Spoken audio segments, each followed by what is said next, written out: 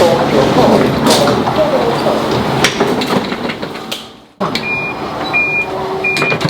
Ready to go.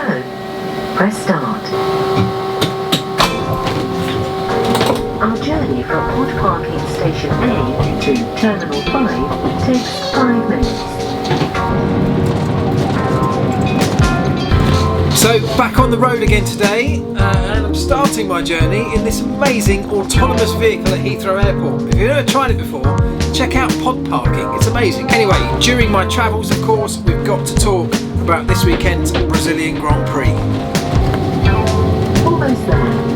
When we start, the doors will open automatically.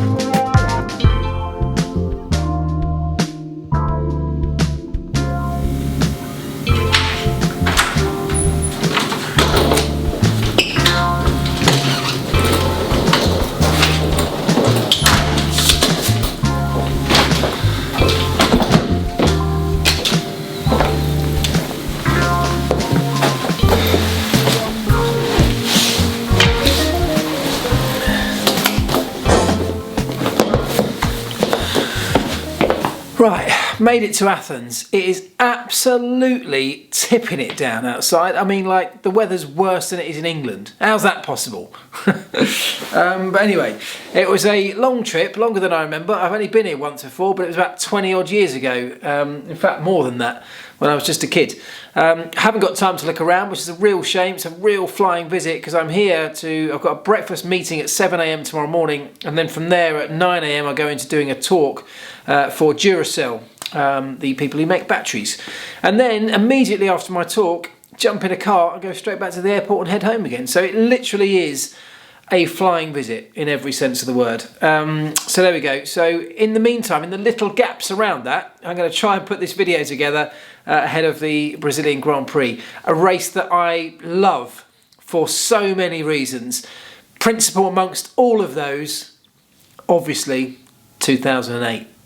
Is that clock going slowly? It is, it's clock! Oh my goodness me! Hamilton.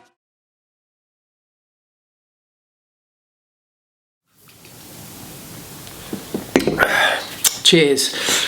So quick room service done. Gonna try and knock this video out, put some editing together. Maybe I'll finish it tonight, maybe I'll finish it tomorrow. Tomorrow's really tight, so I'm not sure if I'll be able to.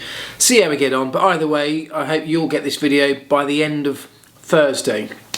It might be right at the end of Thursday, but we'll see how we get on. Anyway, let's talk about the Brazilian Grand Prix.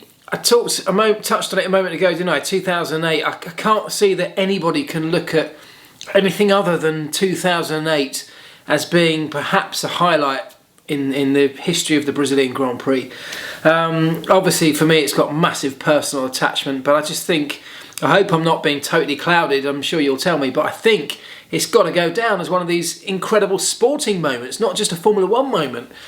You know, that championship was decided pretty much at the last corner of the last race of the season, on the last lap of that race, in the most incredible circumstances. And obviously for me, it meant I realised a dream, you know, to be part of a Formula One World Championship winning team. That's an incredible achievement. That was something that was just literally a pipe dream of mine. So for that to happen, and happen in such a way, I will always have very special memories of that period of time.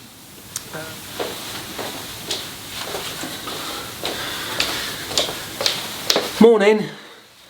Let's talk tyres. Pirelli are bringing the hardest 3 compounds from their dry range, the C1, C2 and C3, which should allow drivers to push hard all the way through each stint without having to do too much tyre management. It's actually not that tough on tyres. The circuit was deep cleaned last year with high pressure jet washers. It's actually had the effect of almost smoothing out the surface, so it's less rough, it's less abrasive. But if you do want to look for some kind of signs of early wear, it'll be on the right front tyre. That's what gets hit hardest.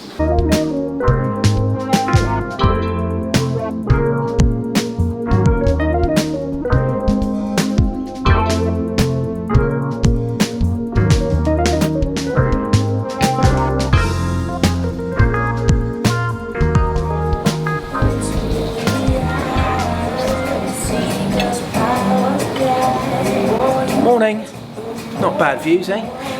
This is a circuit that has huge undulation, so it's up and down all around the track. It has cambered corners all the way around, which really affects how the dynamics of the car really bite into the surface, how much grip it can have at certain corners and at different times.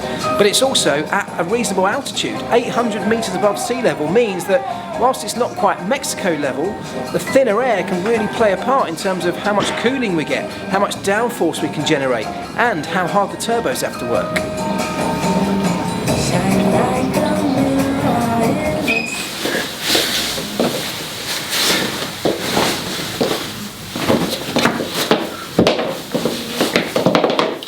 With the turbo working so hard, just bear in mind that these engines are all coming towards the end of their life. Just 2 races left before they all go in the bin. Anything could happen.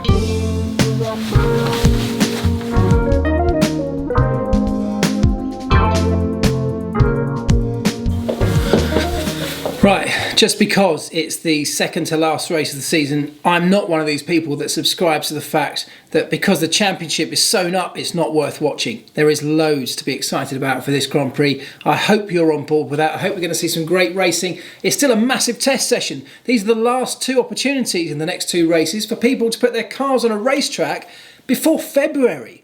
And everything they're trying out right now is valuable ahead of next season. So I can see people pushing things to the limit, experimenting, trying things. I think there's going to be some really interesting times over these next 2 races. I hope you enjoy this one. I'm about to go and show you a very average lap of the Brazilian Grand Prix circuit, talking my way around it, and at the end of that, I've got a very special prize to give away. Enjoy the race, folks. I'm off home.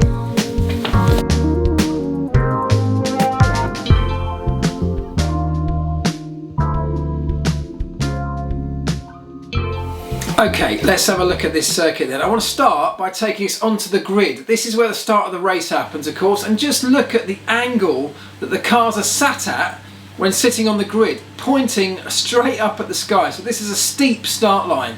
So that means that you get a bit more weight transfer to the rear wheels off for the launch, and therefore perhaps a little bit more traction than you might get at some other circuits, of course, where you get less weight transfer. The weight transfer puts more weight onto the rear tyres, which are the ones that are turning, digs them into the tyre more and thrusts you forward without wheel spin. So perhaps a little bit better start performance off the grid here.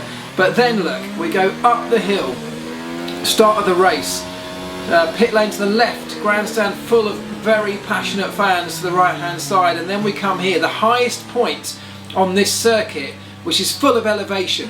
Now, big braking into this point. At the start of the race, of course, you've got 20 cars all trying to filter down into this section here where we tip over the top of the circuit and then into these, the Senna S's. And just look, if I stop it there, the driver's view at how narrow the line is through these Senna S's. 20 cars trying to thread their way through there is often a recipe for disaster at the start of the race.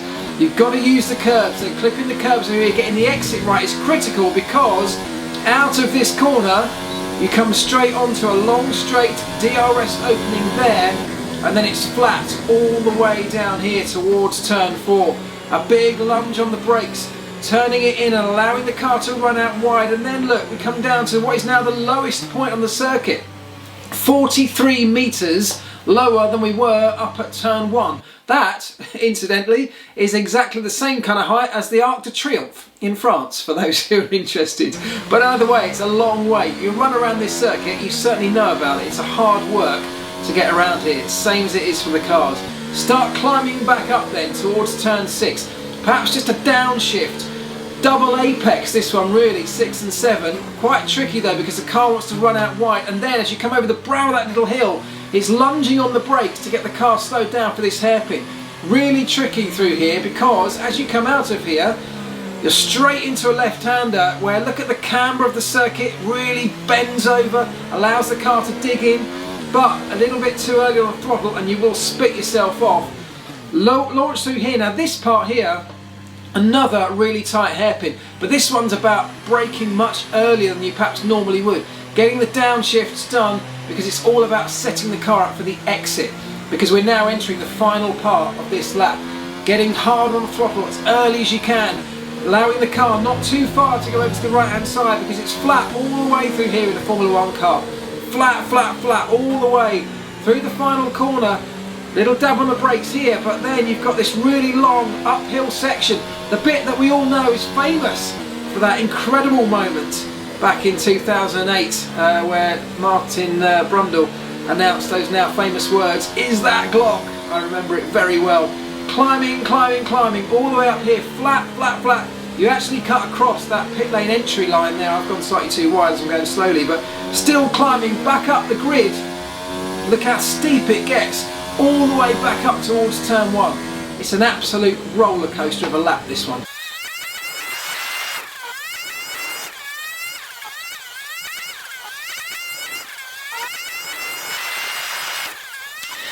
Right, well there you go. I hope that gives you a little bit of insight around the circuit. It is a wonderful, wonderful track. One of my personal favourites on the calendar. We're nearly there, aren't we? Only 2 races to go. Can you believe it? This season's almost over. Amazing. But that means there's only 2 more prizes to give away from the gpbox.com. And I know lots of you have loved the prizes this year. They have been brilliant. Thank you to everybody who's entered. I have a particularly special one, I think, this week. It's the Brazilian Grand Prix. This week's prize comes from Dr. Auto Art. We've had stuff from him before. He's got some epic, epic pieces of artwork. This is one of them. Brazilian Grand Prix. So of course it had to be a painting of the great man himself.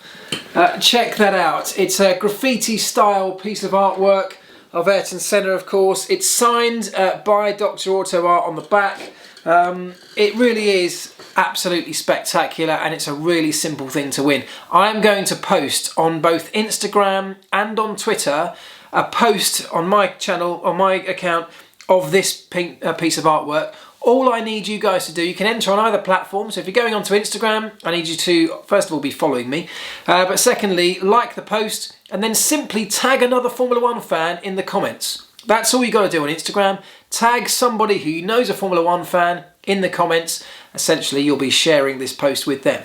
On Twitter, all I need you to do, perhaps even more simple, is simply retweet it. So find the post that's a picture of this particular painting and retweet it. And that's it. That's all you got to do. It's a really simple one this week, but I hope it'll work. And on Monday, after the Grand Prix, I'll be picking a winner at random from all of those correct entries. Good luck.